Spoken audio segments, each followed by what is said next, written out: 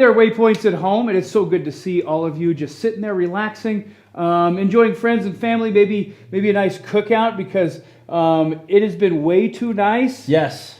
In the evenings, it's been nice. During the middle of the day, it's blazing hot. But in the evening, hopefully you got some air conditioning. Maybe that's what we should be hoping for. Blessings for your air conditioning this yes. month. But guys, we're just so honored to have you guys spend this time with us in these next few moments. We're gonna, before we get right into our current series, I want to remind you of a few things that are coming up. Yeah, please do. Yeah, so something huge that's coming up in the middle of June. In fact, Father's Day weekend, June 19th, that's a Saturday. The parking lot opens at 5. Yeah. But there's going to be this huge party at 5 in the parking lot. Yes. That's not really where you think a party would be thrown, but we're going to do it. Yes, parking lot party. And even when it starts at 5, we're going to need lots of volunteers. Absolutely. To help us, probably starting 2 or 3 in the afternoon. We got lots of things that we want to be able to accomplish that day. And so we could use your help. Yes. Yeah, and so if you would like to be a part of that, what do they need to do? They need to drop in this comment section and comment that they'd like to be a part of it. You could also send a private message to Waypoint's Facebook page. Yep. So we'll be checking that, looking for volunteers. Or if you're in person on a Friday evening in person for service, there'll be a clipboard passing around. So be sure to do one of those things to let us know. We're going to need a lot of help because it's going to be super, super fun. We were talking to a few people yesterday and watching what this thing's doing and the ads and stuff in the analytics. Yeah, a lot of people have seen this thing. Our Facebook event already has 8,000 hits to kind of give you an idea. The DDA, the Downtown Development's pushing it.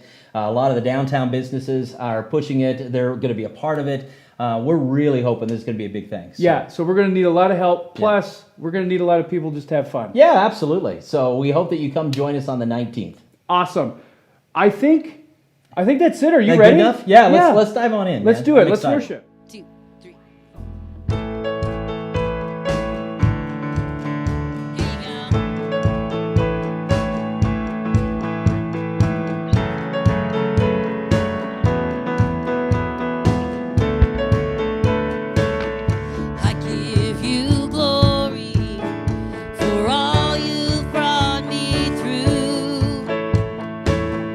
And now I'm ready for whatever you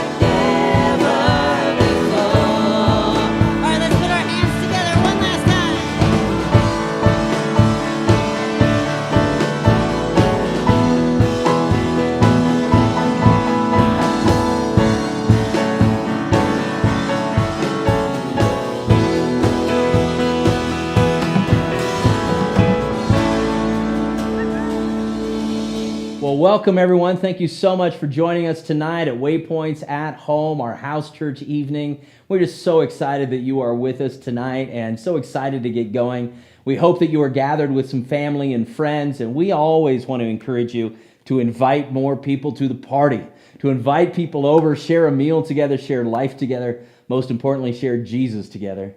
Well, tonight we're going to take another step on this journey that we just began last week that we're simply calling Better Decisions and Fewer Regrets. It's a conversation where we look at that kind of overlooked relationship between the decisions that we make and the life that we experience. It's absolutely heartbreaking, the amount of people that cannot seem to connect the dots between the choices that they make and the outcomes in which they experience.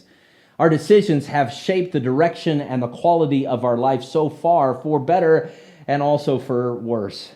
And I have the deepest desire for each of you, my friends, that you would make good decisions so that you can live the best possible life. And I'm absolutely convinced that if you and I would simply slow down and ask good questions before we make a decision, that we will in fact make better decisions. That if you will ask, answer, act on those answers to those questions, that you will in fact make better decisions, and your decisions in your life will actually lead you to the life that you ultimately want to live. And as important, the people around you will also experience a better life. Because let's be honest, the life that you live, the decisions that you make, they're not just yours, they affect other people. And the regrets in which you experience, those regrets also impact other people. Other people are impacted by our decisions. And so it's so important for you to for us to wrestle through these, because we have no idea who is ultimately impacted by the decisions that you and I make. So let's dive on in. And as we do, I want to remind you that there is a U version available for tonight. That's that app that you can download on your phone. And once you've got it downloaded, you can search for live events. And under live events, just type in Waypoints in Greeley, Colorado, and you should be able to find everything that you need for tonight. And as we do dive in, let me just go ahead and pray for us, all right? Please join me. Heavenly Father, we just come before you, and we thank you for tonight. And we thank you for the opportunity to gather, and we thank you for your Spirit. And we know that this topic and this conversation is so important to you because our choices matter. And our choices determine the life in which we live. And so, Father, may we make choices that are in alignment with you. And so we need you to come and invade our spaces and our places to teach us and shape us. It's in your precious and holy name that we pray. And all of God's people said, amen. Now, last week, we talked about the fact that we're going to wrestle through actually 5 questions. Questions that you and I need to ask ourselves before we make a decision. But before I actually get to the first question, I need to ask you a different question. And the question is simply this. Who in your life is the easiest person to deceive? Who is the easiest to manipulate? Now, before you start listing off names, I want to actually give you the answer I'm looking for. The answer I'm looking for is this. The easiest person to deceive is the person in the mirror. I mean, how many of you have fallen for your own bad advice? Where you've manipulated yourself into a bad decision, where you've walked yourself to the edge of the cliff and then pushed yourself off the cliff. Yeah, we all have. And if we're being honest with ourselves, we've all struggled with this, that the easiest person to deceive is the person in the mirror. And it really shouldn't be this way, to be honest with us, but we're going to talk about that in a minute. What I want to talk about, actually letting this all sink in, letting this rub in, if you think about it, is that you have talked yourself into, you have deceived yourself into, you have sold yourself into every bad decision you have ever made. Worse, you are the mastermind behind most of your regrettable decisions, whether they were financial or relational or professional or academic. You were there for all of them. You have been the worst influence in your life. The worst influence in your life has been you. And just to make it worse, you have done more to undermine your own success and your own progress than any other individual on the planet.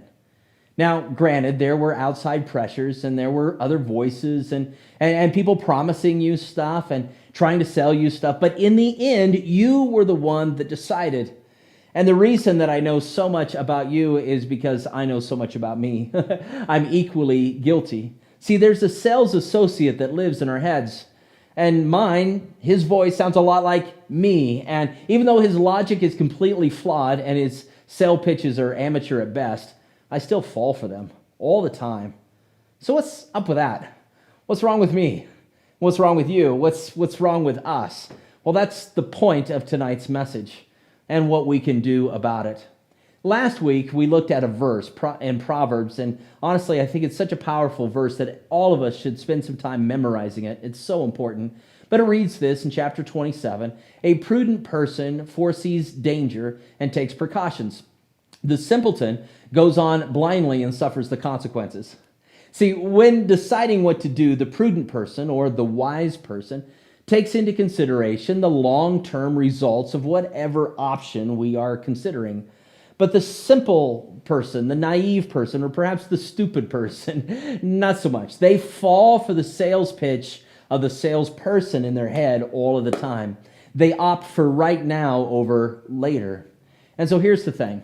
The 5 questions that you and I are going to wrestle through in this series are going to bring into conflict what the salesperson says living in your head and what you actually need to do. And the important part is to know ahead of time the questions, because the salesperson in your head is going to want you to choose now. They're going to want you to act now. They want you to focus on the immediate instead of the ultimate. And this verse is a reminder to look beyond the moment and not to always just choose in the here and now. These 5 questions are going to slow you down, and they're going to create some perspective so that you can see the danger coming and connect the dots. So let's jump on in with the very first of the questions. And the first question is what I'll refer to as the integrity question, which is simply this: am I being honest with myself?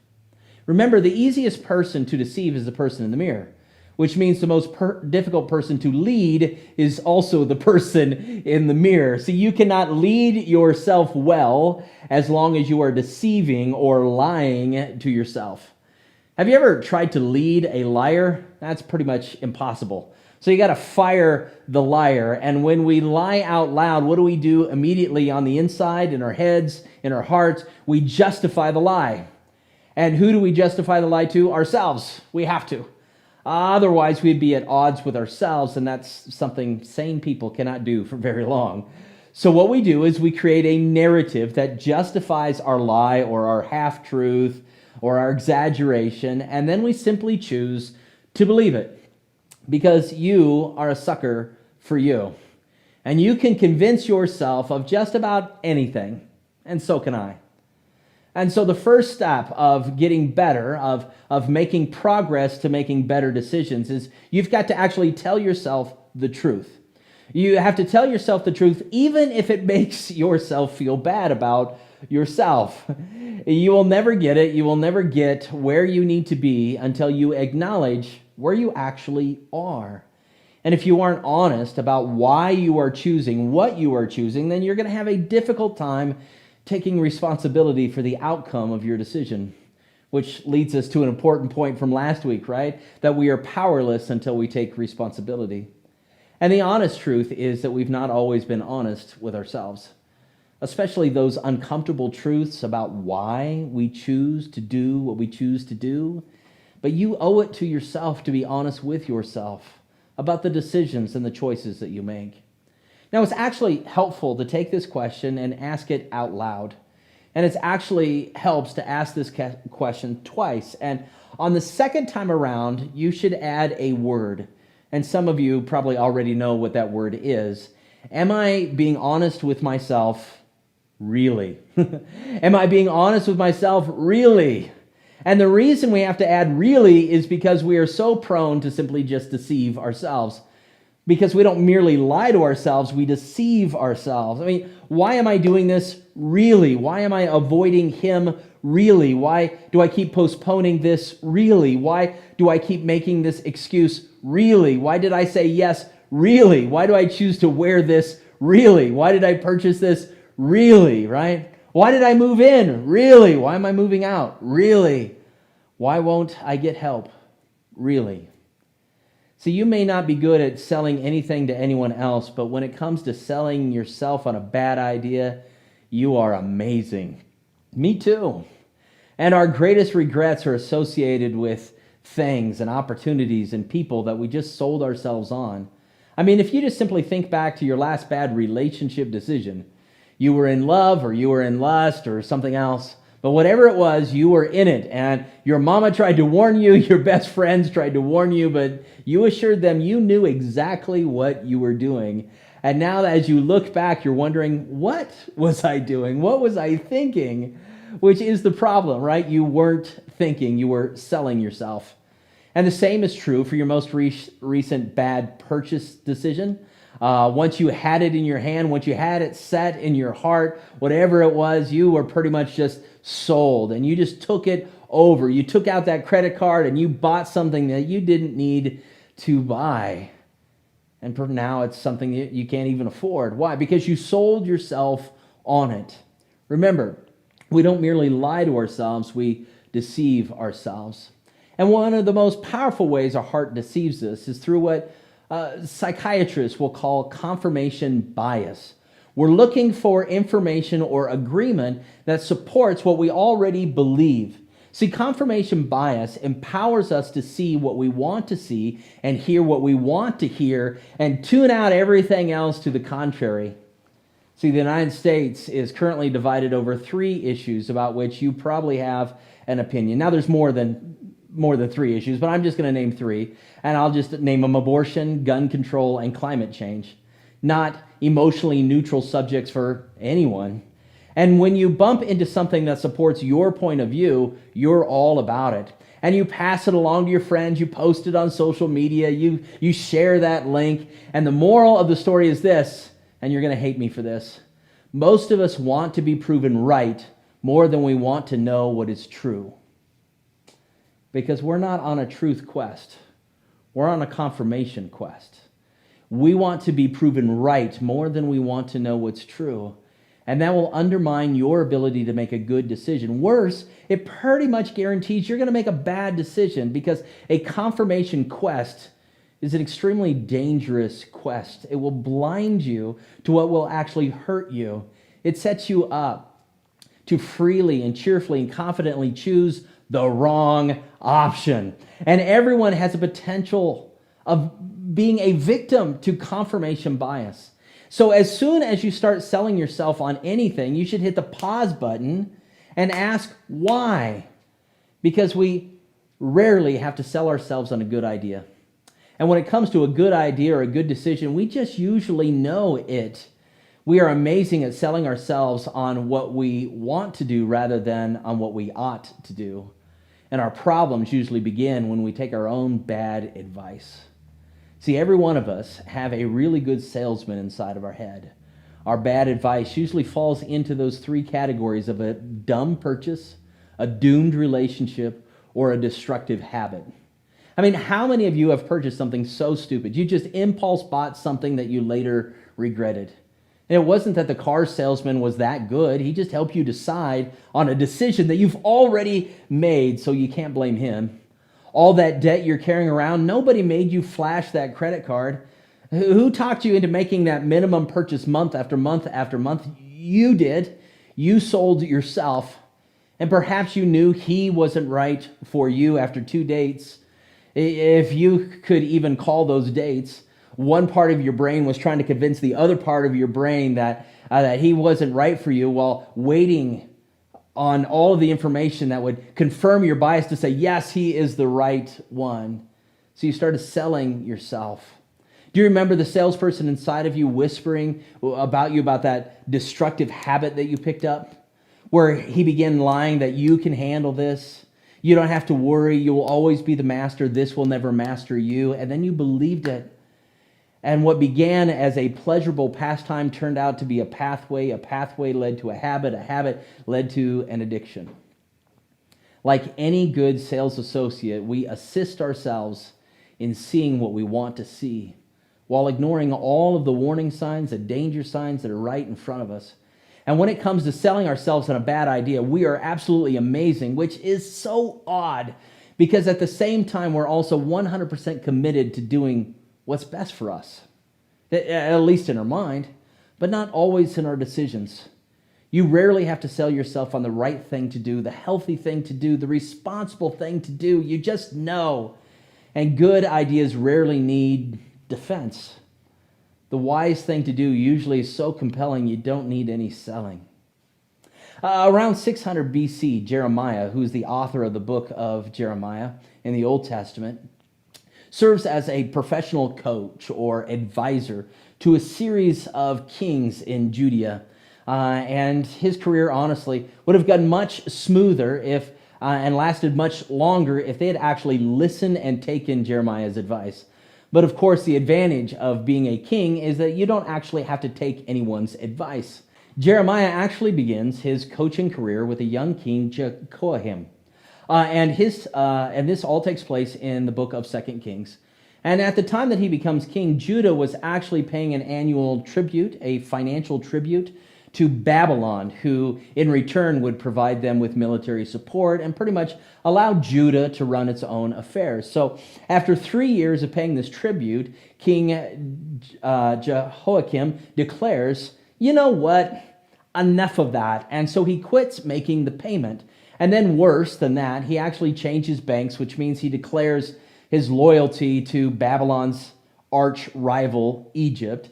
And when Jeremiah, his advisor, hears about Jehoiakim's decision, he begs him to reverse course. Not only is his decision foolish and dangerous, Jeremiah assures him that his decision is in direct opposition to what God's will is for his people and for the nation. But the king is not impressed. He's the king. And besides, he's long since abandoned all of this kind of religious thing of Judaism. And so he simply ignores Jeremiah. And sure enough, King Nebuchadnezzar did exactly what Jeremiah predicted that he would do. Comes in and overthrows the king. But before leaving, King Nebuchadnezzar crowns another person as king, and this is his son, Jehoiakim, which is the next king. And he lasts a whole whopping 3 months before Nebuchadnezzar comes in and gives it to yet another guy who happens to be the uncle, and his name is Zedekiah, to be the very next king. And he too is not a good king. And he would not do what Jeremiah told him to do. And once his mind was made up, like most of us, once his mind is made up, he's not going to hear anything else.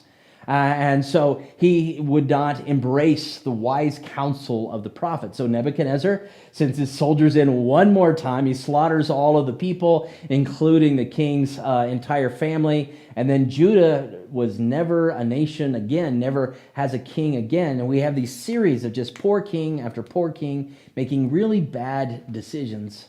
And so here's the deal. When we hear a story like this, when we read a story like this, maybe you watch something play out in real life, you can't help but think, what are they thinking? How could they be so clueless? Now, fortunately for us, Jeremiah, who watched the whole thing, answers that question for you and for me. He explains why we are so prone to self-destruction, self-deception, why we're so good at selling ourselves on a bad idea. This is what he writes in Jeremiah chapter 17, verse 9. He says, "The human heart is the most deceitful of all things and desperately wicked. Who really knows how bad it is?"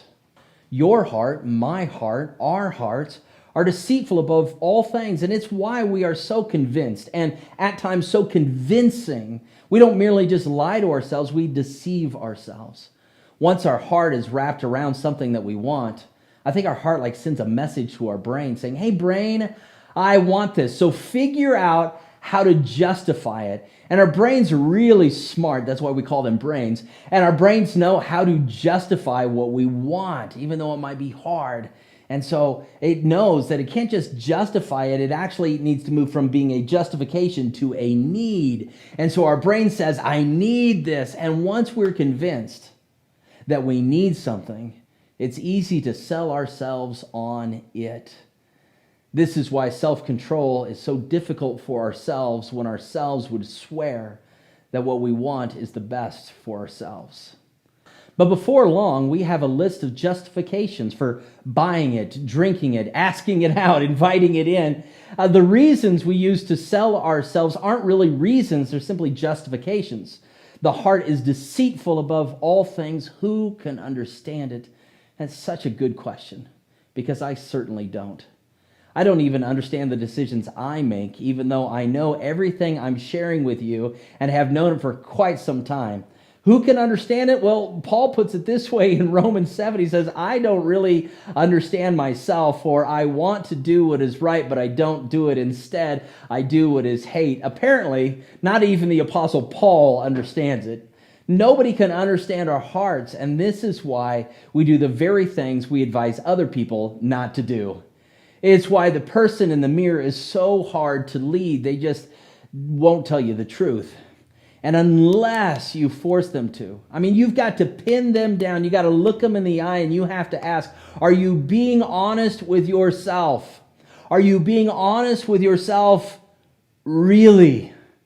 And the sooner you embrace the disturbing fact about yourself, the sooner you'll be open to information and advice that conflicts with where your heart is trying to take you.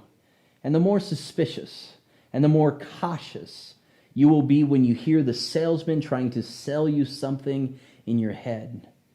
An addiction that might have been avoided, a doomed relationship, an unwise purchase decision. See, they all could have been stopped if you'd simply paused and asked, am I being honest with myself really? Why am I doing this really? You rarely have to sell yourself on a good idea. So this week before you decide, I want to encourage you to have a sort of heart-to-heart with yourself. And you should ask yourself out loud and use your own name, are you being honest with yourself? Look yourself in the mirror perhaps and just say, Todd, you use your own name there, but Todd, are you being honest with yourself really? And it might hurt your feelings momentarily, but in the end, you're going to be much better off. Jesus tells us in John chapter 8, verse 32, that you will know the truth, and the truth will set you free. And the truth really will set you free. But the opposite is true as well. Dishonesty will imprison you. It's as Stephen Covey famously said, you can't talk your way out of a problem, you behave your way into. The heart, every heart is deceptive. Begin by simply admitting it. Now, at this point, I want to go ahead and pause my part of the conversation and ask you to begin your part of the conversation. I got 3 questions for you tonight that I really want you to wrestle through. Question number 1 happens to be this. When was the last time you sold yourself in order to justify a purchase? That should be safe enough for us to talk about, right? When was the last time you sold yourself into a purchase? And then the second question, getting just a little bit deeper, happens to be this. Where do you struggle the most in telling yourself the truth? What are your go-to justifications? And then finally, question number 3 is this. In what circumstance right now do you need to stop and ask yourself, am I being honest with myself really? Those should be 3 great questions that lead us to some amazing discussion. So God bless you, my friends. We'll see you next time. Have a great conversation. See you soon. Bye-bye.